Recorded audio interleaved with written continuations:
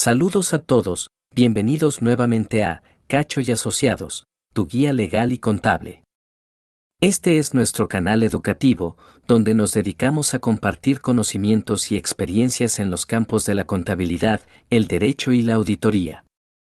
Nuestra misión es proporcionar orientación y asesoramiento financiero y legal tanto a estudiantes profesionales como a entusiastas. Prepárense para sumergirse en un universo de aprendizaje. Suscríbanse para no perderse ni un solo detalle. En este video, exploraremos un tema fundamental en el ámbito legal, la teoría del delito. Como siempre, nos enfocamos en brindar información precisa y valiosa para estudiantes, profesionales y entusiastas del derecho y la contabilidad. La teoría del delito es un concepto central en el sistema legal. Esta teoría se ocupa de analizar los elementos que componen un delito y cómo se relacionan entre sí. En pocas palabras, nos ayuda a entender qué se necesita para que se considere que un delito ha sido cometido.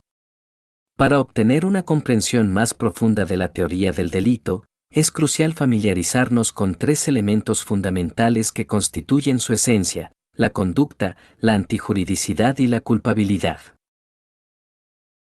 Estos tres pilares interrelacionados se combinan para forjar la base sobre la cual se establece si una acción debe ser considerada como un delito dentro del marco legal. 1. Conducta. El término conducta alude a la acción o a la omisión que constituye el núcleo de un delito. Puede manifestarse como un acto deliberado que transgrede las normas legales vigentes o como la omisión de una acción que la ley exige.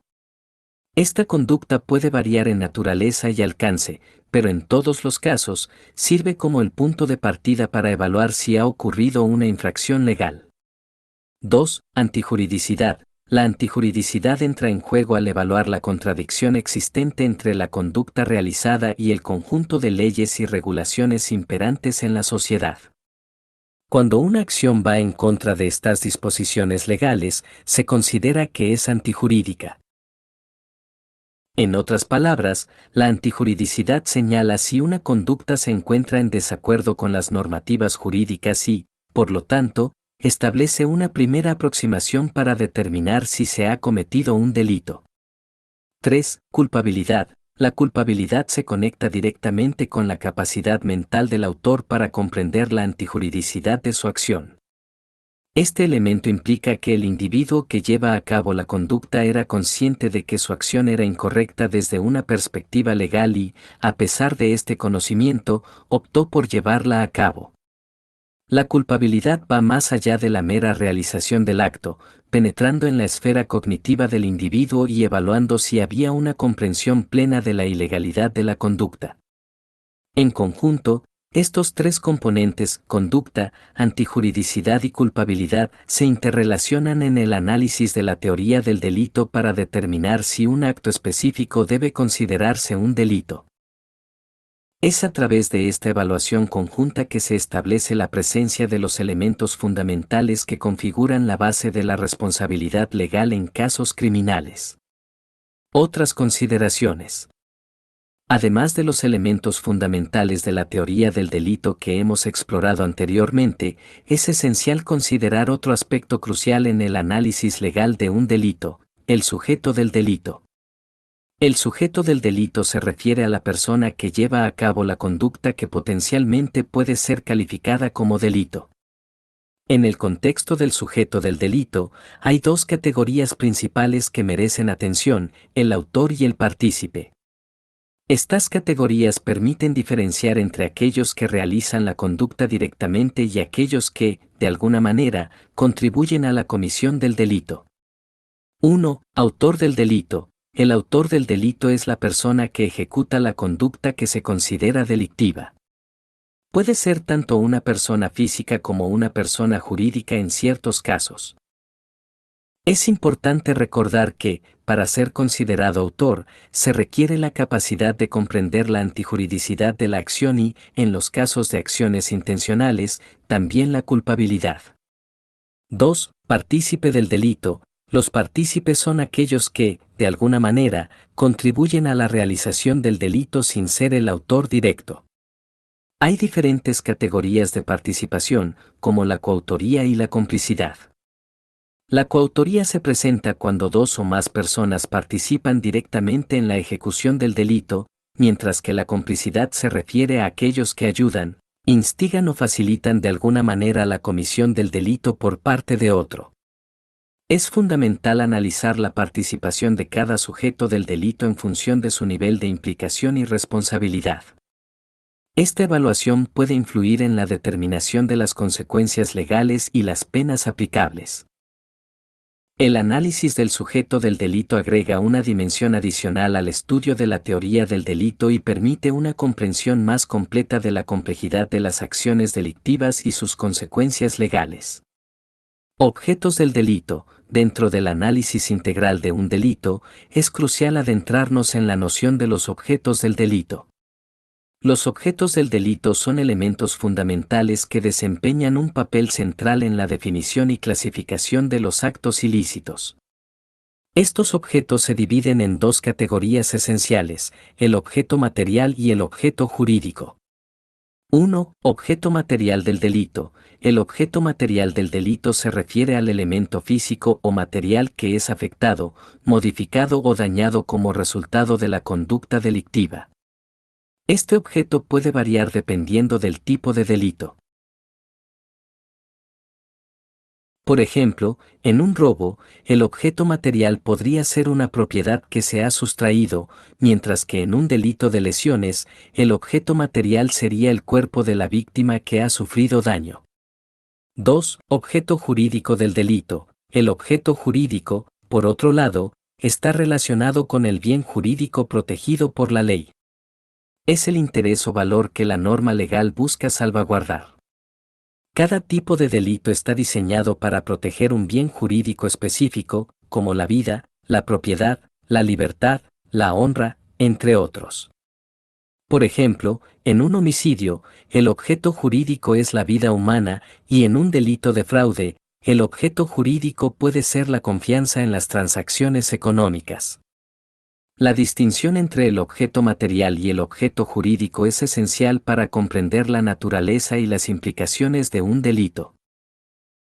El objeto material es tangible y físico, mientras que el objeto jurídico es intangible y relacionado con los valores y principios que la sociedad considera importantes de proteger.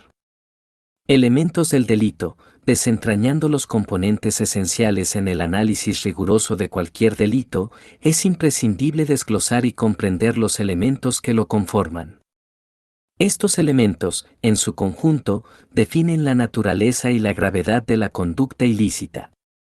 Los elementos del delito son los siguientes. 1. Conducta. La conducta se refiere a la acción u omisión que constituye el núcleo del delito. Puede ser un acto voluntario, deliberado y consciente que infringe la normativa legal vigente, o la omisión de una acción requerida por la ley. La conducta es el punto de partida en el análisis del delito. 2. Antijuridicidad. La antijuridicidad se relaciona con la contradicción entre la conducta y el ordenamiento jurídico en vigor. Si la conducta es contraria a las leyes y regulaciones, se considera antijurídica. Es decir, se mide la discrepancia entre la acción y lo que la ley permite o prohíbe. 3. Culpabilidad. La culpabilidad está asociada a la capacidad mental del autor para comprender la antijuridicidad de su conducta. Implica que el individuo era consciente de que su acción era incorrecta desde una perspectiva legal y, a pesar de ello, decidió llevarla a cabo. La culpabilidad evalúa la intención y la conciencia del autor. 4. Tipicidad. La tipicidad se refiere a la coincidencia entre la conducta realizada y la descripción previamente establecida en la ley como delito. En otras palabras, la acción debe encajar exactamente en la definición legal del delito en cuestión. 5. Imputabilidad. La imputabilidad evalúa la capacidad del autor para comprender y controlar sus acciones. Una persona solo puede ser considerada imputable si posee la capacidad mental necesaria para comprender la antijuridicidad de su conducta y actuar conforme a esta comprensión. 6. Resultado. en algunos delitos, es necesario que la conducta genere un resultado específico. Este resultado puede ser daño, lesión, perjuicio, entre otros. El vínculo entre la conducta y el resultado es esencial para determinar la relación causal entre el acto y el efecto. 7. Nexo de causalidad. El nexo de causalidad se relaciona con la relación causa-efecto entre la conducta del autor y el resultado. Debe establecerse que la acción del autor fue la causa directa o indirecta del resultado ocurrido. 8. Elementos subjetivos. En algunos delitos requieren la presencia de elementos subjetivos, como intención, dolo o negligencia. Estos elementos se refieren a los estados mentales del autor al cometer el delito y son fundamentales para determinar el grado de culpabilidad. En resumen, la teoría del delito es una herramienta esencial para comprender cómo se configura legalmente un delito. Los elementos que hemos explorado conforman los cimientos de la responsabilidad legal en casos criminales. Esperamos que este video haya sido informativo y enriquecedor para tu comprensión en el ámbito legal. Te invitamos a suscribirte a nuestro canal Cacho y Asociados para acceder a más contenido educativo en el campo de la contabilidad, el derecho y la auditoría. Tu apoyo y participación son vitales para nuestro crecimiento y para seguir brindándote información valiosa. Gracias por acompañarnos en esta exploración de la teoría del delito y nos vemos en nuestro próximo video.